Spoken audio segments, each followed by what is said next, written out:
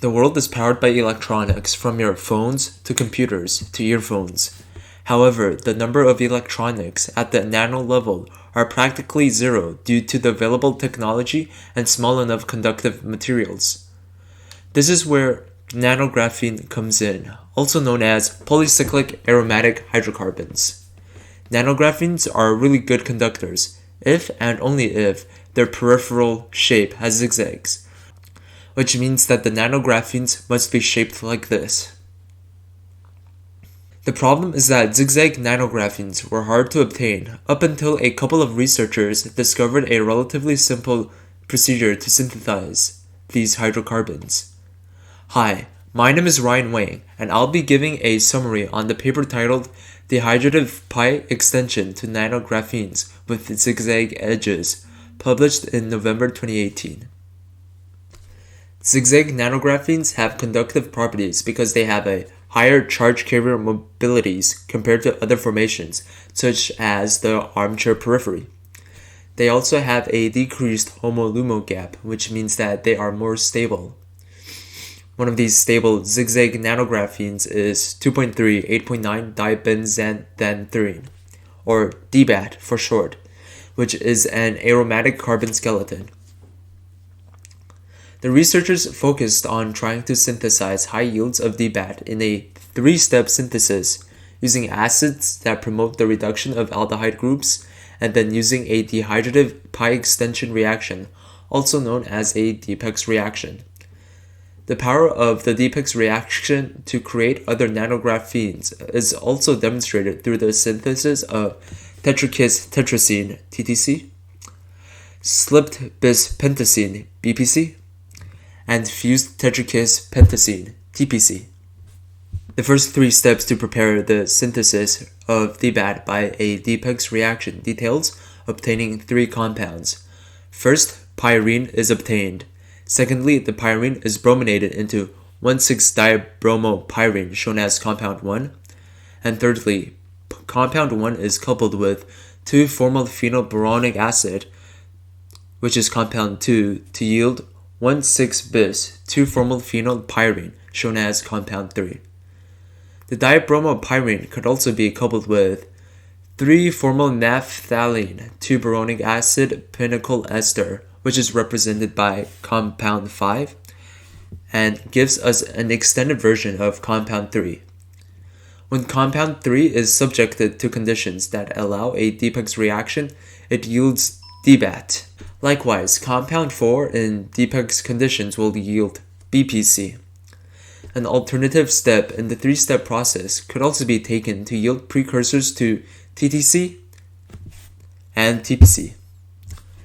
Pyrene would be brominated to yield 1,368 tetrabromopyrene, shown as compound 7, instead of 1,6-dibromopyrene.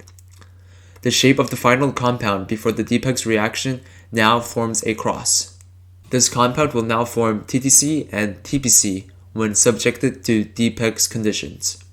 The compounds 3, 4, 8, and 9 shown in this picture all have aldehyde groups extending off regions known as a cove. This is a cove. When these compounds are put into a particular acid, a reduction of the aldehyde groups occurs.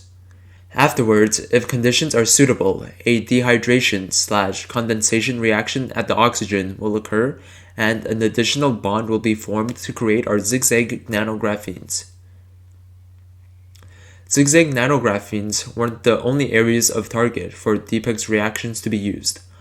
Molecules numbered 10 and 12, shown in this picture, were subjected to Dieppex reactions, which had moderate yields of benzo-aristipentaphene, number 11, and dibenzo BDEF, chrysene, number 13. These two reactions showed that a successful reaction was only possible in tin chloride, SnCl2. Performing a Dieppex reaction on compound 14 showed no synthesis of the hypothesized compound 15, which had pentagons. This shows that a Dieppex reaction was not capable of forming pentagon cyclics and that the aldehyde groups had to be at the end of a cove for a successful bond to be formed. The Dieppex reaction of compound 16 supports this finding, as the aldehyde groups at the edges of compound 16 were left untouched when it transformed into compound 17. Only the aldehyde groups at the end of the coves formed bonds to become hexagons. Another interesting thing is that DPEG does not affect ketone groups and will not dehydrate them, shown in this image. The ketone groups will not form any hexagon cyclics. The scientists performed many procedures to find the best one that yielded the most amount of DBAT and concluded with the following procedure. You would use CH2Cl2 solvent to dissolve the DBAT precursor. Add in the reducing agent tin chloride in a solution of tin chloride with isopropanol. Add in 1 volume % concentration of H2SO4 acid, which is our catalyst. Then extract and precipitate the product. Although the materials used made this procedure the longest, it was also the one that had the highest percentage yield of around 99%. A nuclear magnetic resonance analysis was done on the produced DBAT, which found that the lowest energy absorption maximum was found at 586 nanometers of wavelength. This corresponds to the low HOMO-LUMO gap that zigzag nanographenes have. The HOMO-LUMO gap is the energy difference between the highest energy occupied molecular orbital, the HOMO, and its lowest energy unoccupied molecular orbital, the LUMO. In simplified terms, it is the difference in energy between the valence shell and the empty shell where excited electrons can jump to. Additionally, a laser desorption ionization mass spectrometry (LDIMS) was done on the nanographenes TTC, BPC, and TPC, and no starting material, intermediates, or side products were detected by LDIMS.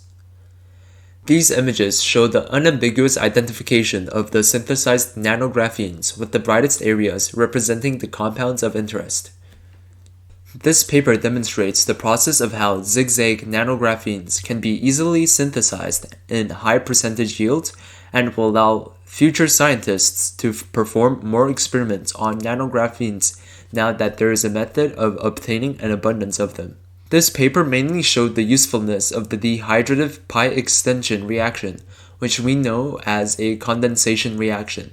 The contents of this paper relates a lot to our organic chemistry unit, where we learned about hydrocarbons, the different functional groups, and the reactions between hydrocarbons and functional groups.